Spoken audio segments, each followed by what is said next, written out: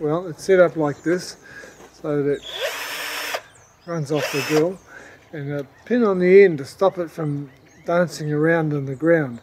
Otherwise the torque of this drill will have it all over the place, which means when we go over to the garden I'll show you how the action of using it is to actually move it up and down, spot to spot, rather than trying to slide it sideways. What you'll find, what we'll learn also, is that it'll dig down deep as we need to get out deep weed roots. So if we go over to the garden area, I'll show you several things. It'll be weeding on the surface. It'll be clearing an area of tangly sort of weeds, and we'll be cultivating deeply to set up for planting seeds and so on. Also, I want to show you how we can dig a deep hole for planting stakes, to permanent stakes, or that they'll hold in the ground. Okay, so.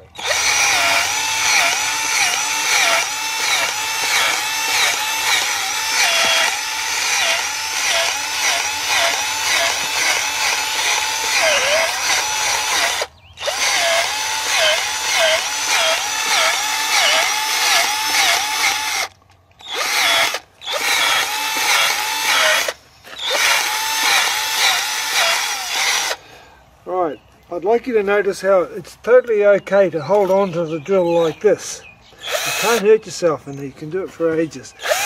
And you can use it to finish off the area and fluff up the soil, and you can see how it's left a very nice mulch on the surface, and those weeds are finished off. That was not a big, they were not very big weeds at all, and that was very easy with this type of drill. I'd like to show you how with a bigger drill at a higher speed we can open up. I want to turn this weedy patch into open ground and then plant it, so I'd put this one on high speed.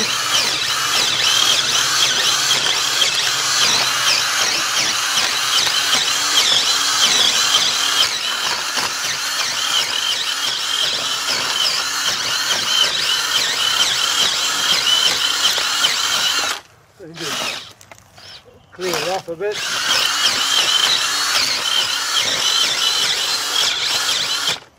Just clear away the loose weeds that become compost, really. It's just about ready to go.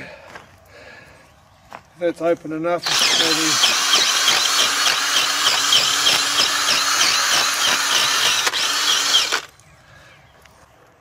let's say I want to now plant a line for seeds or seedlings. I'll put it back into low speed. Although it's nicer in high speed.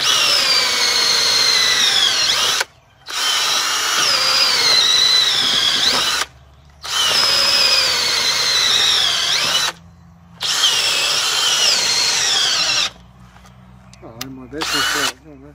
So then, to connect those up, I might just turn it up like that, or even do this. Then we have a nice channel for planting any seeds, beautifully cultivated. I could have put fertilizer down first. Between the rows I probably wouldn't cultivate at all, but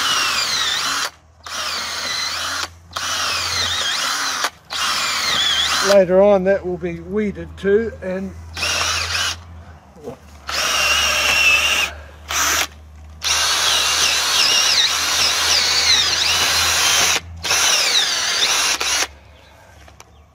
in go the seeds. Just cover it up. Soil is beautifully loose. The job is done. An area cleared and the seeds planted.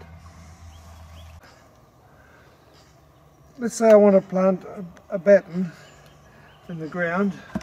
If that were broad beans, that would be make a good basis for a fence. So I drill a hole. Notice I'm just using the small drill here. You stop at the bottom, lift the dirt out, stop, lift,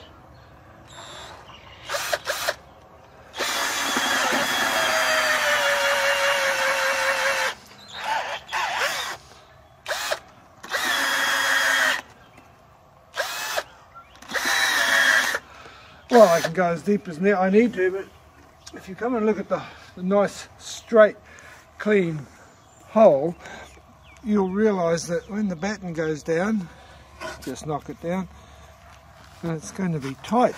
It'll stay there. And the same applies to smaller batten. This is our very smallest disc. It's about 50 mils. And it's sold for the use of drilling out deep roots of dandelions in the lawn, or else I like it for... Here's one going down here. Should go down okay.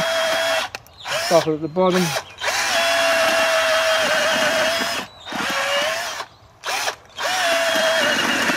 Yeah. That's a nice small straight hole. The stake will go straight in,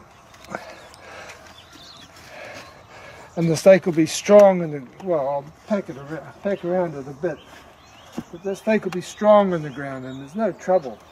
You might find some oxalis corms. Here's another. That's a perfect example. Notice here how the little oxalis ones have been, corms have been occupying most of that area. So we've sliced them. You can see through the blade.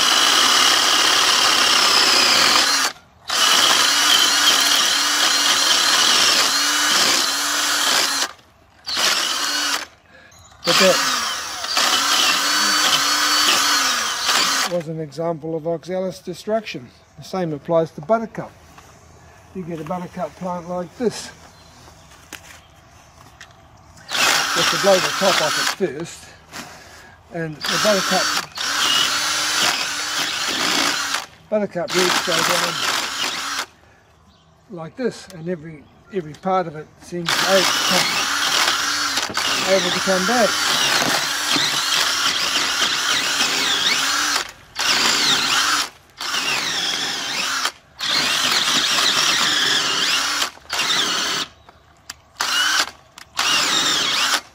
But it won't come back from that.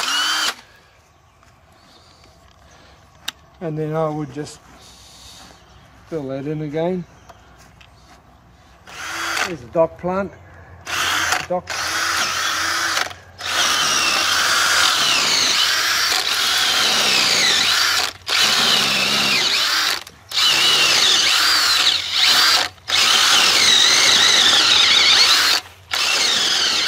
They go deep. I'd usually prefer a smaller disc for digging like that. The smaller disc will go in the ground easier, but all the same. Put another wheel down there. Spin it.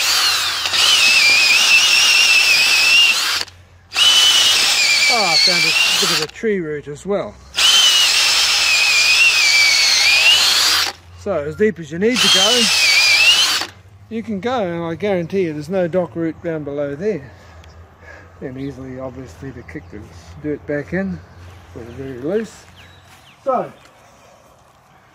winter broccoli, it's very hard with a push hoe because the ground's still wet and it gets all cloggy.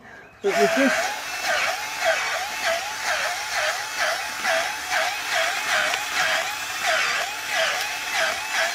that's a $100 drill, and it'll do all this work.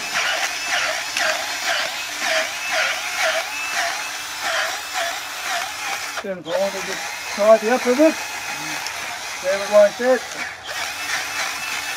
can get surprisingly close to a good plant. See, that's little leek plants, and I want to just clear that. And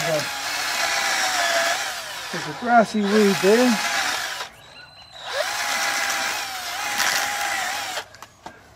because you've got the ground so loose, you find that they can pull out without removing your good plant.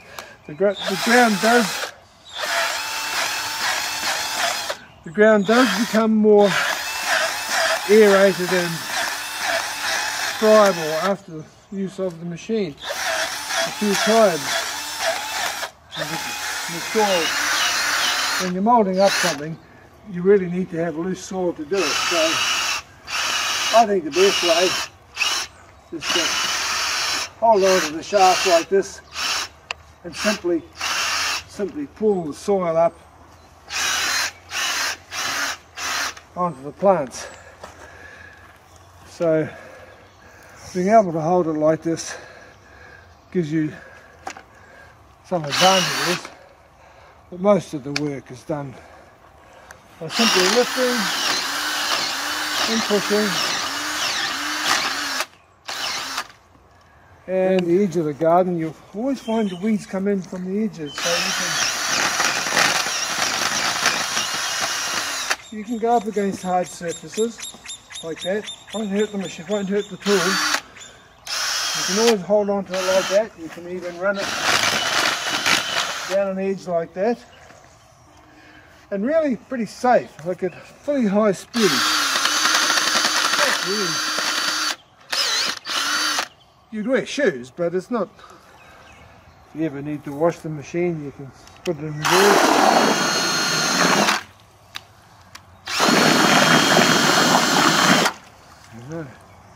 Power your canoe.